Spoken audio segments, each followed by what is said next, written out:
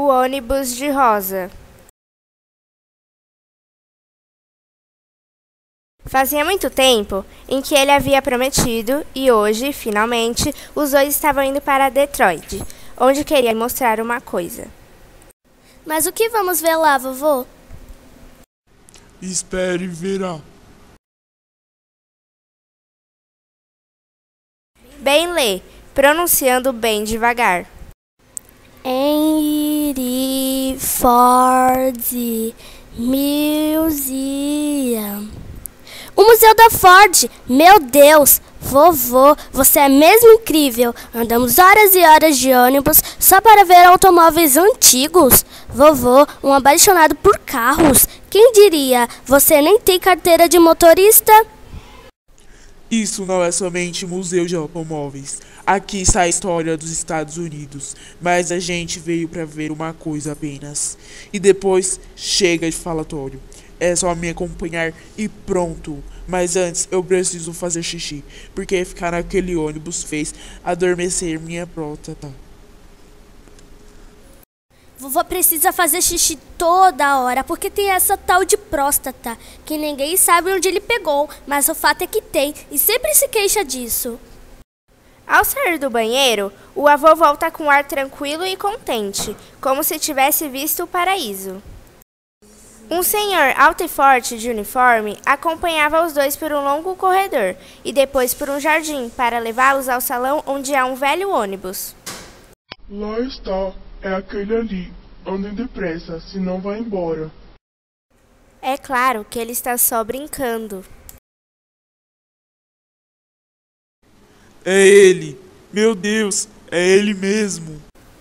Por um instante, Ben tem medo de que o ônibus esteja realmente prestes a partir. Olha em volta 2 vezes para ver se por acaso há outra coisa além do ônibus. Num canto percebe um grande retrato de mulher, com uma medalha no peito. Frustrado, Ben olha para o avô sem entender nada. E daí? O ônibus velho? O avô sorri, mostrando os dentes que ainda lhe restam. Coitado de mim, vovó está ruim da cabeça. Deve ser a tal da próstata. Senta ali, bem ali, naquele lugar. É o lugar da Rosa. Antes que Ben tenha tempo de perguntar quem é Rosa, o avô começa a contar. Em 1955, com 26 anos, eu morava em Montgomery, no Alabama. Não tinha estudado grande coisa, mas sabia ler e escrever. Naquela época, não havia turma de crianças brancas, negras e mestiças, como hoje. Os negros tinham sua escola, seus locais, seus banheiros públicos, sua vida, que seguia separada da dos brancos. Toleravam os negros, porque precisavam do nosso trabalho, mas não queriam nada com a gente. Da porta de muitos locais ficava pendurada uma tabuleta com a frase Whites Only, somente para brancos, ou seja, proibido para negros. Como se faz hoje com os cachorros?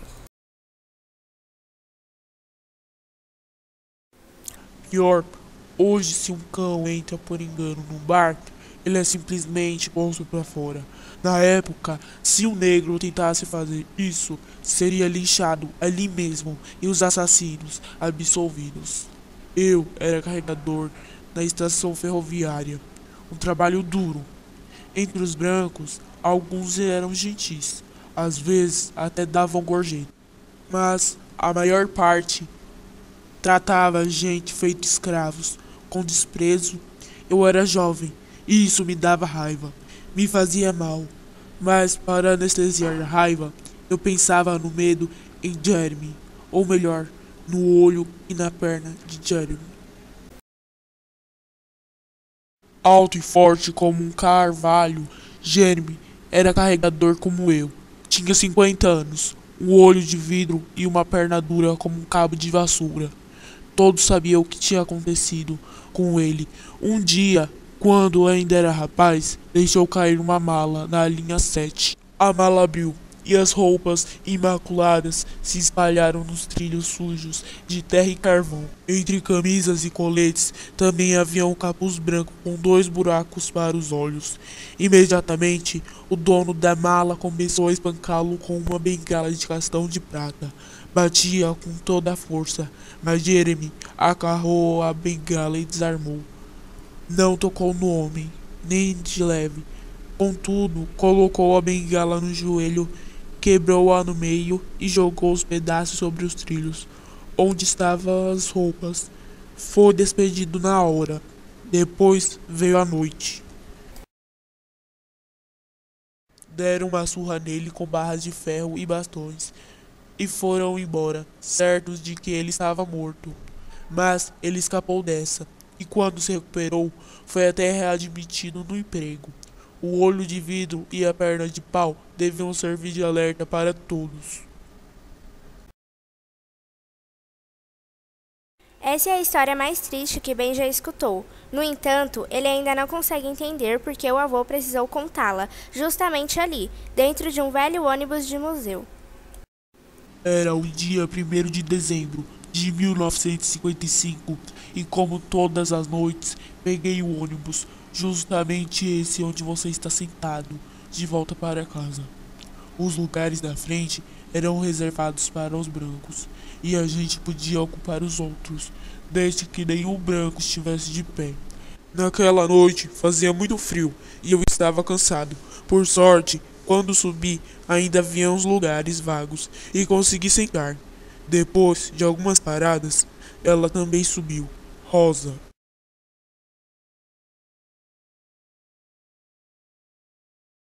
Tinha 42 anos, usava óculos e mantinha uma postura digna. Era uma mulher negra como tantas outras, que voltava do trabalho, do grande magazine, onde era costureira. Ela sentou-se ao meu lado. Outros negros estavam de pé, mas todos os brancos seguiam sentados. Na parada seguinte, subiram 4 pessoas de pele cândida, como farinha. Imediatamente, o motorista gritou que a gente se levantasse para dar lugar aos brancos. Obedeci, assim como 2 mulheres negras. Ainda faltava um lugar, mas Rosa não se moveu. O motorista percebeu e dali onde estava, gritou de novo. Todos os negros devem se levantar e dar lugar aos brancos. Você aí, levante-se e ceda seu lugar ao Senhor. Foi então que aconteceu uma coisa incrível, um fato extraordinário que mudaria tudo, transformando o dia que viriam em algo bem diferente de todos que tinham transcorrido até ali. Rosa permaneceu imóvel, sentada em seu lugar. O motorista encostou o ônibus na calçada e parou. Aos berros, deixou seu lugar e dirigiu-se até Rosa. O que é? Além de negra, é surda?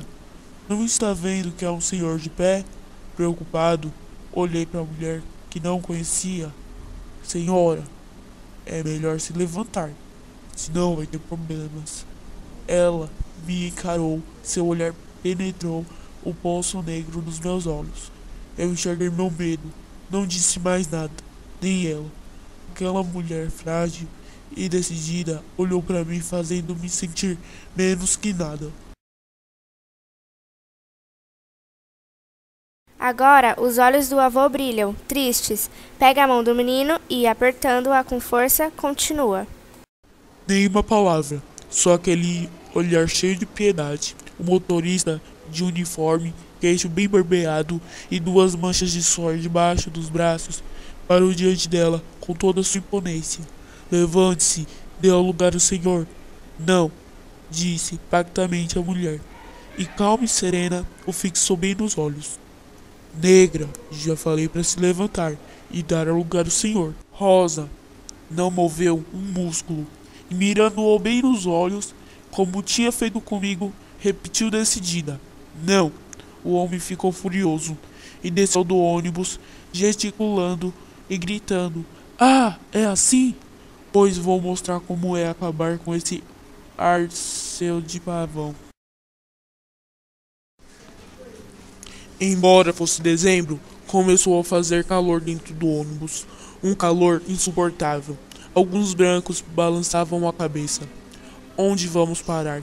Questionou uma senhora, olhando para a gente, ressentida. O negro idoso, de pé ao meu lado, aproximou-se de Rosa. Senhora, ainda dá tempo. Levante-se, disse ele, quase implorando. Quieta, ela olhou, sorriu e balançou a cabeça negativamente.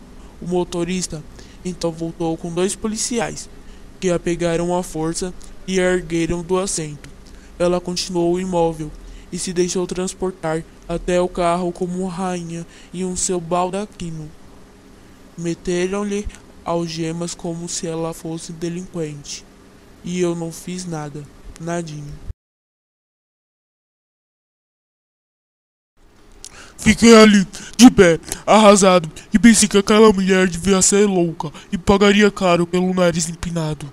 Em casa, não contei a ninguém, mas durante toda a noite revi os olhos da mulher e não consegui fechar os meus.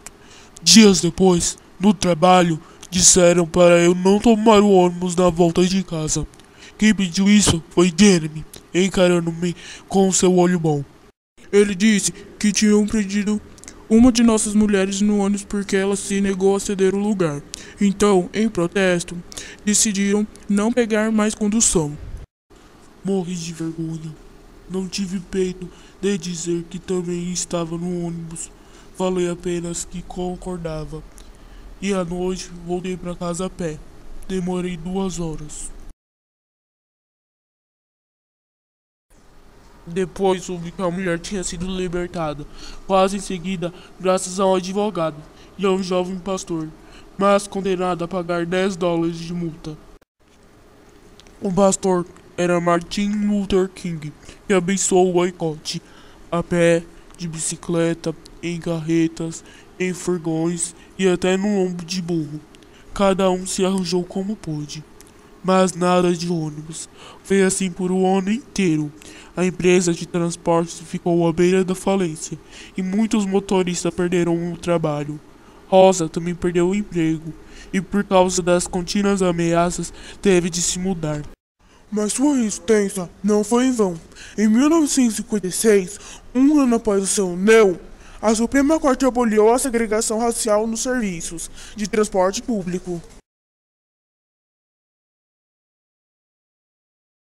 Esse lugar onde você está sentado agora é o mesmo que Rosa ocupava naquele dia. Este onde estou sentado era o meu. O aceito que eu senti por medo, por não saber dizer não. Olha a foto dela, veja quanto devemos a essa mulher. Não há uma foto do vovô, porque ele teve medo. Medo até por ela. Naquele dia, a história passou do meu lado, e era um ônibus. Raspou em mim, e eu não soube subir nele. Mas que isso, vi Rosa subindo nele e tentei dissuadi-la. A gente pensava que ela fosse doida, e na verdade, a gente que era doido, acostumava a baixar a cabeça e dizer sim. Por isso que hoje vim aqui com você, para lembrar que sempre há um ônibus que passa na vida de cada um de nós. Eu perdi muitos anos atrás. Fique de olhos abertos. Não vá perder o seu. Enfim, queria pedir desculpa a você. Desculpa por quê, vovô? Por não ter tido coragem de Rosa. Por não estar naquela parede. Ben se levanta e abraça o avô. Agarra-lhe a ele, olha a foto de Rosa e sente um aperto na garganta. É uma mulher indefesa, como sua mãe poderia ser. Então não importa os músculos, a força não serve. Serve talvez aqueles olhos grandes e sorriso sereno. Serve vencer o medo e saber que estamos certos. Enquanto pensa em tudo isso, o avô interrompeu o abraço, ergueu-se, assou o nariz e se recompõe. Que tal um sorvete? Quer? Sim!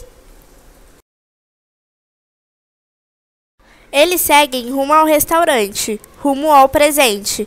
Alguns passos, pouco menos de 60 anos, foram percorridos depressa. Então, decididos, pedem um sorvete e depois sentam-se à mesa mais bonita para saboreá-lo. O velho pega o jornal de uma mesa e o abre. Na primeira página, há uma foto de um homem. A pele é escura, como a do menino, e os olhos são os mesmos. Pele e olho idênticos ao de Rosa.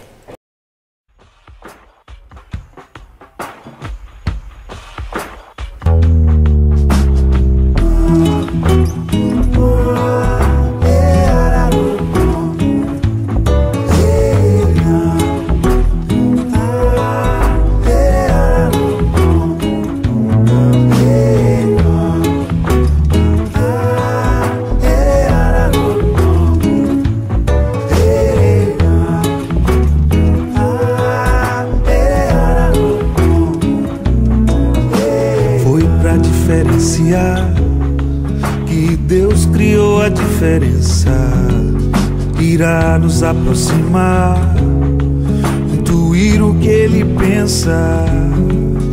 Se cada ser é só um, e cada um com sua crença, tudo é raro, nada é comum, diversidade é a sentença. Que seria do adeus sem o retorno? Que seria do nu sem o adorno? O que seria do sim sem o talvez e o não? O que seria de mim sem a compreensão? Que a vida é repleta e o olhar do poeta percebe na sua presença o toque de Deus, a vela no breu, a chama da diferença.